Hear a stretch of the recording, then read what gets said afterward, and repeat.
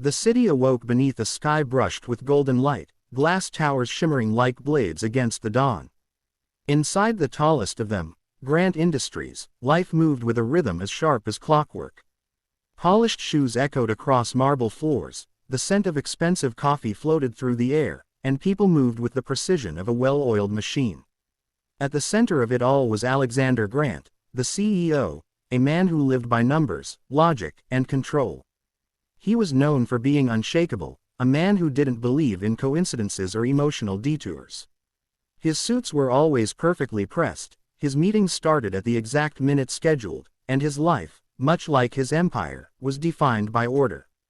But fate often slips through the cracks of even the most fortified routines.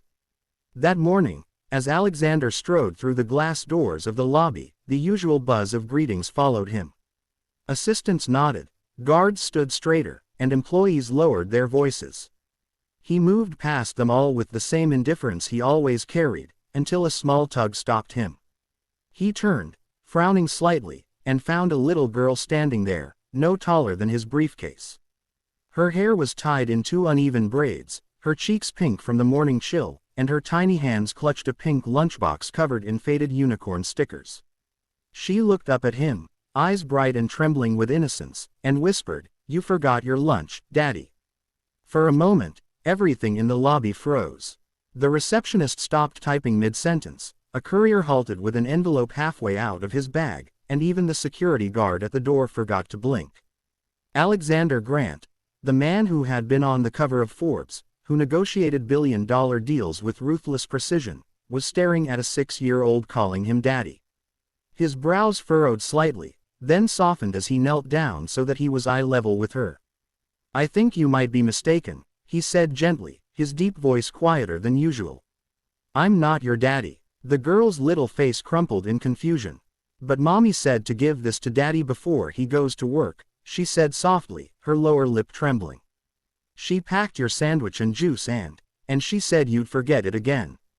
Her voice wavered, and she looked at the pink lunchbox as if it might explain everything.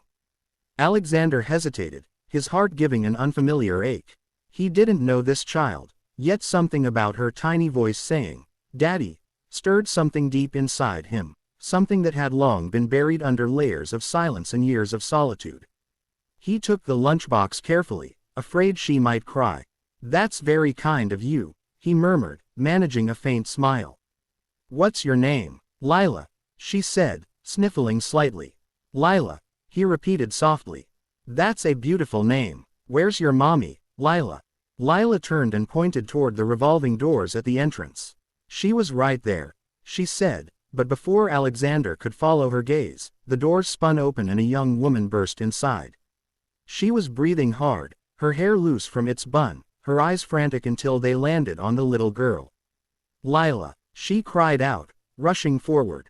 "Mommy." Lila squealed and ran into her arms. The woman knelt, holding her daughter close, then looked up, and froze. Her face drained of color. "Oh my God," she whispered, realizing who she was speaking to. "Mr. Grant, I'm so sorry, sir. I didn't mean for." She must have. "It's all right," Alexander said, his tone calm. "She thought I was her father." The woman's eyes flickered with embarrassment and pain. "Her father left us last year," she said softly, voice trembling. Sometimes she just thinks she sees him everywhere." She looked down, ashamed. Alexander studied her for a moment. She couldn't have been older than 30. There was weariness in her face, the kind that came from holding too much together for too long. But her eyes were kind, protective. "No harm done," he said finally, his voice softer than anyone in the building had ever heard. Lila peeked up from her mother's shoulder and said in a small voice, "I'm sorry, mister." He smiled faintly. "No need to be sorry. You were just being kind." Her mother thanked him again and began to leave, holding Lila's hand tightly. Just before they stepped outside, the little girl turned and waved. "Bye, Daddy," she said cheerfully, and then they were gone. Alexander stood there for a long moment, still holding the faint warmth of her voice in his chest. When he finally made it to his office, his assistant noticed something strange. The man who never missed a beat seemed distracted. During meetings, his eyes drifted toward the window. During lunch, he didn't touch his food. That evening, when he returned home to his penthouse overlooking the city, he felt the same emptiness waiting for him. The silence was heavy, as it always was. But now, it seemed heavier. He walked into the living room, where a framed photograph sat above the fireplace, his late wife, smiling as she held a baby boy in her arms. Their son had died before his first birthday. His wife never recovered, and soon after, cancer had taken her too. Alexander had buried his pain in work ever since, convincing himself that feelings were distractions. But tonight, as he stared at that photograph, he remembered the little girl's voice. "You forgot your lunch, Daddy." He whispered the words to the empty room, and the sound broke him. For the first time in years, Alexander Grant wept. Part 2. The next morning dawned gray and still, rain whispering against the city's glass towers. Alexander arrived at work earlier than usual, but he didn't stride through the lobby like before. He walked slower, scanning faces as if searching for something, or someone. But Lila wasn't there. A strange disappointment tugged at him as he stepped into the elevator. He told himself it was silly. She was just a child, a momentary interruption in his routine. But deep down, he knew it wasn't that simple.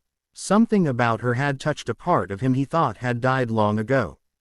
Just before the elevator doors closed, a small voice called out, "Wait." He turned. There she was, Lila, clutching her mother's hand, her little backpack bouncing as she ran. Claire, her mother, looked flustered but determined. "I'm so sorry again, Mr. Grant," she said breathlessly.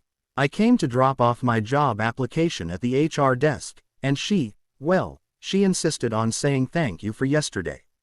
Lila peeked out from behind her mother's leg and held up a brown paper bag. "Mommy made cookies," she said shyly. "For you." Alexander blinked, taken aback. "For me," Lila nodded solemnly. "Because you weren't mad, and because you're nice. Mommy says nice people deserve cookies." Something in Alexander's chest loosened. He took the bag gently, as if it were something fragile.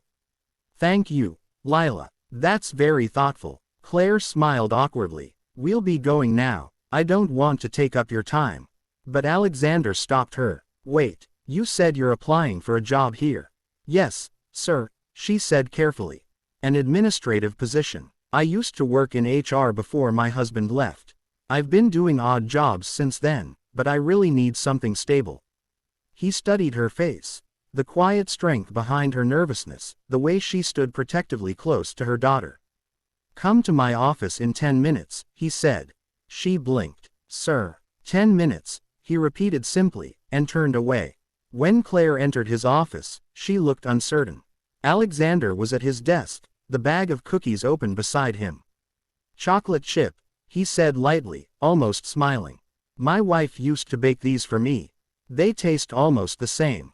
Claire's breath caught at the unexpected tenderness in his voice.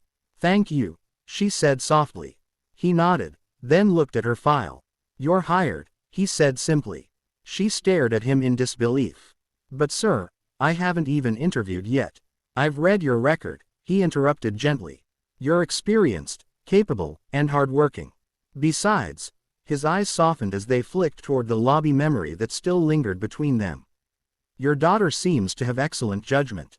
Tears filled her eyes. "Thank you, Mr.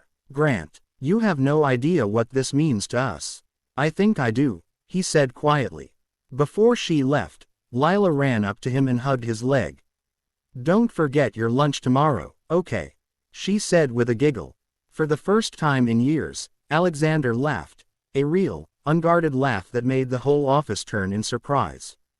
Days turned into weeks. Claire proved to be an exceptional employee, efficient, kind, and calm even under pressure. She brought lightness to the office, something no one had ever seen before. And every afternoon, Lila would visit after school, sitting quietly in a corner of Alexander's office with her crayons, humming to herself. The CEO who had once been known as cold and distant now smiled more often. He shared lunches, told stories, and sometimes, when no one was watching, helped Lila with her drawings. The office began to change too. People smiled more, laughed more, worked with warmth rather than fear. They started calling Lila the little sunshine of Grant Tower. Alexander didn't mind. In fact, he found himself waiting for that sunshine every day. One evening, after everyone had left, Claire stayed behind to finish some reports. Alexander came to her desk. "You work too hard," he said quietly. She smiled faintly. "Says the man who lives at the office." He chuckled. "Fair point." Then his expression softened. "Claire, I haven't thanked you. For reminding me what kindness feels like. For reminding me what family feels like." She looked at him, eyes glistening. "You didn't forget, Alexander. You just needed someone to remind you." In that moment, something unspoken passed between them, gentle, fragile, but real. Months later, on a bright spring afternoon, Lila burst into his office holding a drawing. "Look," she cried happily. "It's you, Mommy, and me. We're a family now." Claire's face flushed pink, but Alexander smiled, his eyes warm and wet. "That's a beautiful picture," he said softly. "The most beautiful I've ever seen." He placed the drawing on his desk where he could see it every day. And in the quiet that followed, surrounded by laughter, crayons, and the smell of homemade cookies, Alexander Grant, the man who had everything but happiness, realized that maybe, when a little girl had called him Daddy that morning, she hadn't been so wrong after all.